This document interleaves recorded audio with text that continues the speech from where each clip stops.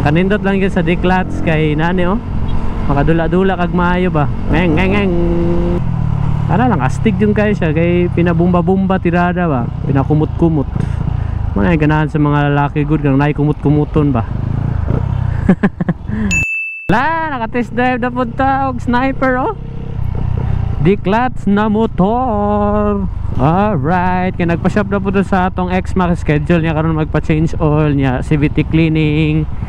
And need po dilisa ng atong brake pad sa likod unya wa may available dito sa ato ang gipatrabahoan, so mutabok taog laing palitanan sa riyan siguro ta mo palit para sa ko ano medyo pricey gud kayo ang maintenance sa X-Max kay brake pad pa lang daan tag 650 ang likod unya 1,100 sa ato bangan. 3, 2, 1. Alright, so maghatag ta og rebat sa ato ang vlog ni Agino about sa kung ikaw ang papilion unsa imuhang pilion na motor, declats na motor or mga scooter.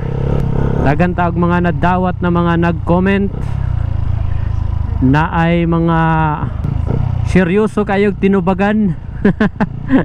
Wala siguro naghihuman lang akong video no.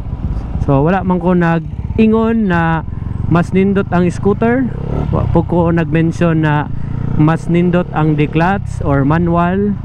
So ang ato alang is depende kung unsa ato ang preference.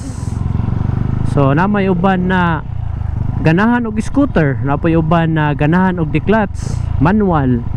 So ang akong pinaka point sa ato ang video is wala ko nag-ingon kung unsay nindot, pinaka nindot na motor, declats ba or scooter. So anyway, sa atong mga nadawat na mga comment, muagree ko dito sa nag-comment na pag scooter man god medyo mas daghan ug mahal ang maintenance scooter. So user man ko og scooter, so ma-prove gud na ako na guys na medyo pricey gud siya, medyo magastos ang scooter na motor compare sa mga declats or manual. Noon balik ko na ako naman tayo mga kanya-kanyang mga ganahan, natay mga kanya-kanyang preference ko unsa na motor ang ato ang gamiton, depende sa ato ang way of living. For example, ganahan kay kaog scooter pero yung lugar kay bukid niya, lubak-lubak, nagag mga bato-bato, so makompromise ang imong gusto na motor, di ba? Sayang po kayo, luoy po kayo mong motor kung imo ang isok saka-saka og bukid. So possible ana mag second option ka dito ka sa kanang medyo pang rugged na motor na pwede sa bukid, pwede sa mga rough road.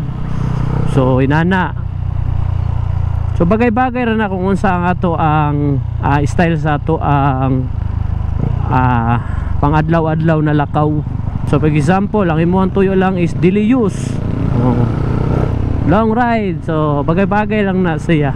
Pero ako ang nakuan, personal experience na ako no, lahi ra gyud ang experience pag declats ang imong motor kay mas malingaw jud kag maayo. Kay sa scooter di ba ana ra man andal lang ka nya, brake lang, tili mo.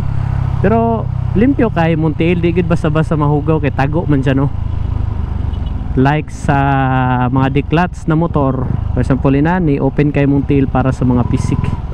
Pero again, para sa kuha namatay kanya-kanya na preference. So depende lang na ako asa ta muhiyang o hiyang sa atong budget.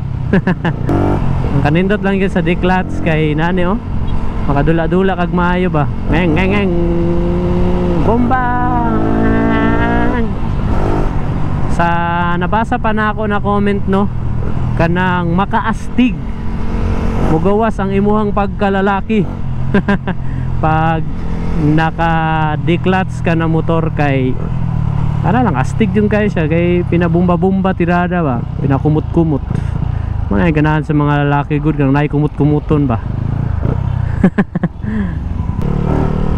Direta na riyan mo palit og brake pad. Okay, nakapalit na ta og brake pad sa X-Max 650. Same lang dai presyo dito sa LYR na Yamaha o dire sa Riyan na Yamaha.